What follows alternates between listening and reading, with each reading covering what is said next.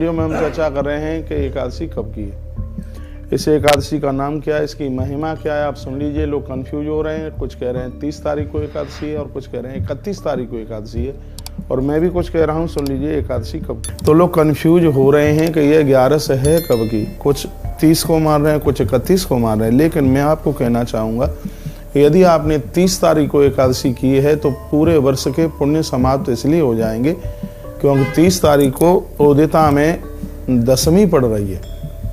यदि उदिता में दशमी पड़ जाए तो पूरे वर्ष भर के पुण्यों को नष्ट कर देती है।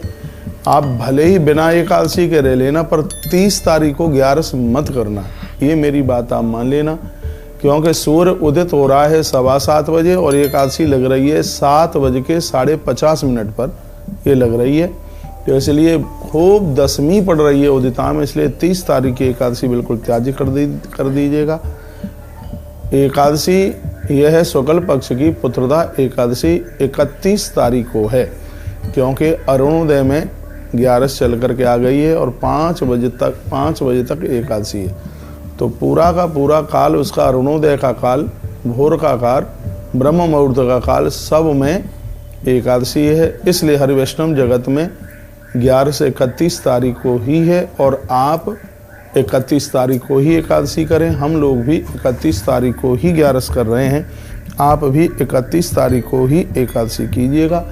कहते हैं कि यदि एकादशी में द्वादशी पड़ जावे, एकादशी में द्वादशी का व्रत हो जाए तो वह एकादशी बहुत विशेष मानी जाती है। यदि आप 31 तारीख को एकादशी करते हैं तो एकादशी में द्वादशी व्रत माना जाएगा, जो कि आपको बहुत पुण्य प्रदानित करेगा। यदि 30 तारीख को उदिता में 11 होती और सप्तमी, और उस समय सप्तमी नहीं दशमी ना होती, तो फिर हम आपसे 30 तारीख को व्रत कराते।